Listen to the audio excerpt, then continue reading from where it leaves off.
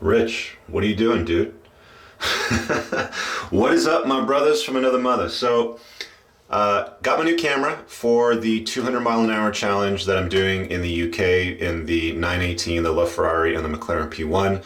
I'm blasting down an airstrip, listening to Motley Crue's Kickstart My Heart, crossing off a bucket list item. So I'm kind of just, I got to figure out how to use this thing because I'm totally new to it. I've been using mostly my DSLR or even the camera on my cell phone. I've got a Note 5, which is pretty good, but this should take it up to the next level.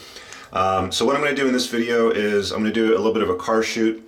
We're going to go in the garage and talk about the 5 things that I hate about the M5, and I love so many things about the car, but not every car is perfect. So I want to point out 5 kind of silly things that have been kind of annoying me since I've had the car and driven it about 20,000 kilometers. So let's go for a stroll in there and check it out. All right, so the first thing I can point to that is kind of a bit of a problem with this car is these things right here.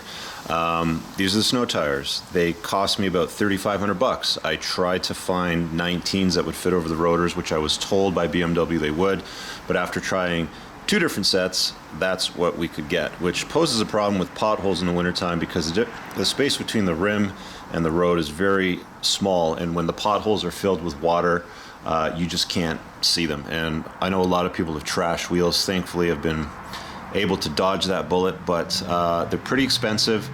They do work well, but your tire choices are very limited, so are your wheel choices.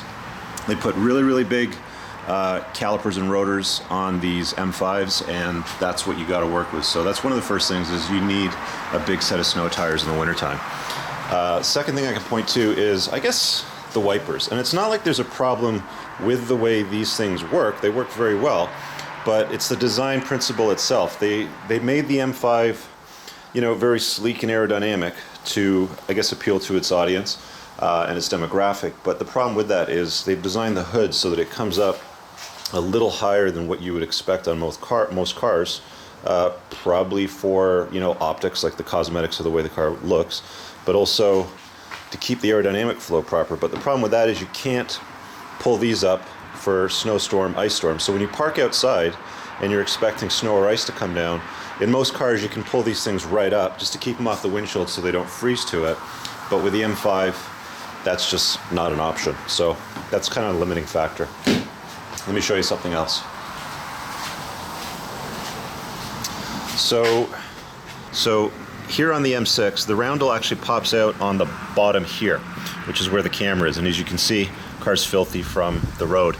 Now, this is the camera on the M5, and there's 2 more underneath the mirrors on either side of the car. And again, the car's dirty right now, but they're utterly useless when the car's in filthy condition to back up, which is kind of, every day. Like you can watch, you can put it through the car wash, but within minutes of driving on the road, you're in a bit of a mess and you can't do much about it.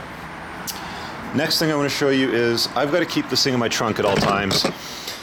It's a liter of oil, and it's just because these engines, let's say they don't burn oil, let's just say that they use oil, which is kind of a bit of a pain in the butt because you just want to make sure you're not going too low on the oil level.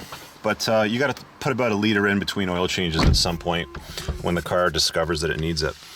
And I guess the last thing, let me just put my knees together here and sit right back, but the rear seat legroom isn't as big as what I was, expecting in a car this size. Dimensionally in the garage, it takes up probably 1.5 feet more space than my M3 did. But the interior cabin, especially in the back seat, it just doesn't feel like it's as big as the outside of the car. Not a big disappointment, but again, flagship M5, I was always under the impression this would be a big luxury fast land yacht, which it is. It's just, if you've got me sitting in the driver's seat at just about 6'3" and me sitting behind myself, you're not going to have the most comfortable ride. But again, if you're tall, that might be the only problem. It's the same thing over here on this side. My passenger last night, my buddy Zach, he's not much taller than about 6'1", so slightly shorter than me, but that would be the legroom for my daughter. So it's not a huge back seat, but the front seats, beautiful. They're so comfortable. Amazing.